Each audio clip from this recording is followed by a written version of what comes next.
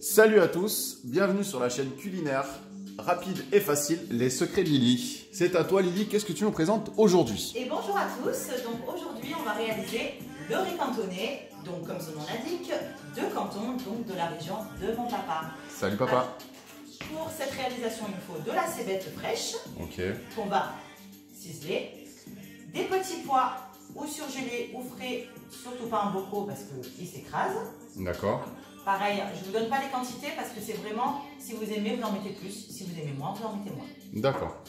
Des œufs, pareil, plus si on aime, moins si on aime moins. Voilà, par exemple, ceux qui sont un petit peu à la diète, qui veulent faire un riz cantonais plus diète, qui veulent mettre un peu plus de légumes, tout ça, il n'y a pas de souci, vous pouvez rajouter un petit peu plus de petits pois. Alors ensuite, il y a aussi cet ingrédient, c'est le porc laqué. Je vous ferai une vidéo sur la réalisation du porc laqué. Si vous n'en avez pas, on peut utiliser du blanc de poulet cuit que vous avez coupé en petits dés ou alors des crevettes. On fera aussi une vidéo là-dessus. D'accord. L'ingrédient principal, donc le riz blanc, donc dans un petit rice cook. Pareil, une autre vidéo.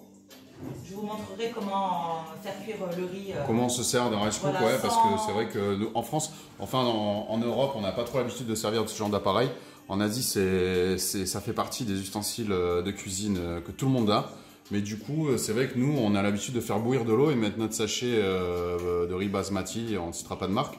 Mais du coup, là, on a vraiment la façon traditionnelle de faire cuire le riz. Voilà, donc idéalement, le riz de la veille, puisque du coup, il reste dur.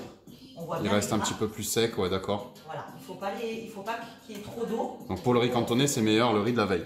Voilà. D'accord. Alors, déjà, dans un premier temps, on va détacher le riz, pour pas qu'il soit collant, parce que quand on va le faire sauter, ça va tout coller. Donc, l'idéal, c'est vraiment de le sortir, de le laisser respirer, refroidir. Donc, moi, je l'ai réchauffé un petit peu, mais on n'est pas obligé. Donc, on va en mettre pour à peu près 2-3 personnes. Donc c'est combien de cuillères par personne à peu près, parce que on se rend pas bien compte. Il faut savoir que quand on fait cuire le riz et qu'on va le sauter, évidemment qu'il va doubler de volume puisqu'on va rajouter des ingrédients. D'accord. Ils vont se détacher. Donc forcément ça va prendre plus de volume. D'accord. Même s'il en reste, que vous n'avez pas fini, on peut le manger le lendemain. Un riz cantonais, ça se mange le lendemain midi, on l'emmène au bureau, il n'y a pas de souci. Il n'y a pas de souci. C'est ce que je fais souvent. Il n'y a pas de problème. Tac. Voilà. Donc, la quantité pour deux, c'est bien. Là, on est bien. On le laisse un peu refroidir. On les détache bien. Si on voit qu'il y a des gros morceaux, voilà, on vient un petit peu les toucher pour les détacher. Donc, le riz, il est prêt. On est bon. On le laisse refroidir. On va passer donc à la cébette. La cébette, moi, du coup, je garde la tête. Je vais les replanter. Donc je les garde, je les mets. Ah, tu replantes les petites...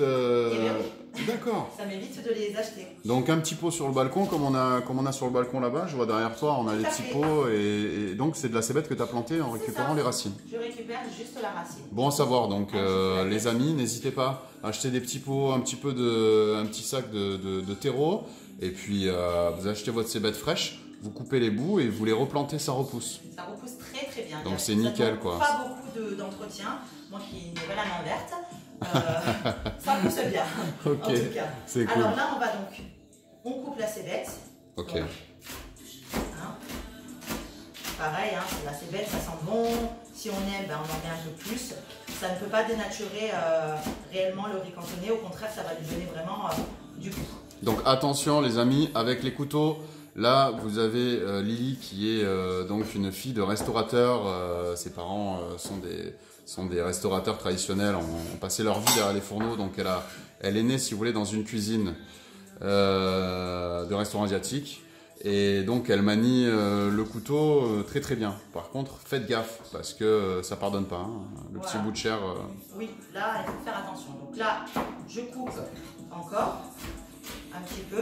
Voilà, je pense que ça ira bien. D'accord. Donc on a notre cébette, on a notre riz de la veille. Voilà, s'il y en a un peu trop, on les met dans une petite boîte, ça va au frais. On met dans Ah oui, on met sur les tomates, tu fais une tomate à l'huile d'olive, tu mets un peu de cébette dessus, c'est magnifique. C'est ça. Très bien. Alors ça c'est prêt. Donc hop, J'enlève les petits pois. C'est prêt. On va couper donc le porc laqué. Donc, alors le porc laqué, tu nous feras une petite vidéo pour nous montrer comment ça se fait parce que c'est très simple et facile, mais quand on sait pas, on sait pas. Donc c'est indispensable, c'est hyper bon. Voilà, rien à voir avec les dés de jambon. Ça va donner un parfum donc à votre riz cantonais. C'est pour ça que quand vous allez dans les restaurants vraiment traditionnels chinois, et pas asiatiques, pas les fast-food asiatiques, parce que les fast-food asiatiques, bien évidemment, si vous faites des repas à 10 € à volonté, vous imaginez bien que c'est pas cuisiné par un mec derrière, c'est des sacs congelés et qui mettent juste à réchauffer dans un wok et qui vous servent ça. Donc, si vous voulez, là, on va vous donner la version vraiment traditionnelle. Parce que le riz cantonais, c'est un riz, c'est le riz du pauvre hein, en Chine initialement. On mettait les restes, donc on avait toujours un petit bout de porc laqué ou un petit bout de canard qui traînait dans les frigos, un peu de riz, un peu de petits pois, ce qu'on trouvait, on faisait un riz. Voilà, c'est devenu donc maintenant très à la mode. Voilà, donc là j'ai coupé mes petits porcs laqués en dés, donc je vais les mettre de côté. Maintenant je vais m'occuper des œufs. Donc vous allez voir que les œufs, on va préalablement. J'ai toujours ma petite poubelle à côté, parce que j'aime bien. Moi, je m'éparpille pas. Hop. Ouais, donc plutôt que de mettre tous vos déchets sur le plan de travail et d'après avoir à nettoyer votre plan de travail, prévoyez toujours un petit bocal sur lequel vous allez mettre vos déchets. Vous n'avez plus qu'à prendre ce bocal et à le verser dans votre poubelle. N'hésitez pas à faire du compost avec ces déchets, donc toutes les épluchures, tout ça, là, les coquilles d'œufs, tout ça, ça fait un bon compost aussi pour mettre dans vos petits pots pour faire pousser sur le balcon. Alors là, du coup, j'ai les œufs, je vais en omelette, vous voyez. Bon, on peut utiliser une fourchette, hein. Moi, je peux utiliser des baguettes, c'est pareil. C'est son habitude. Tant qu'à faire.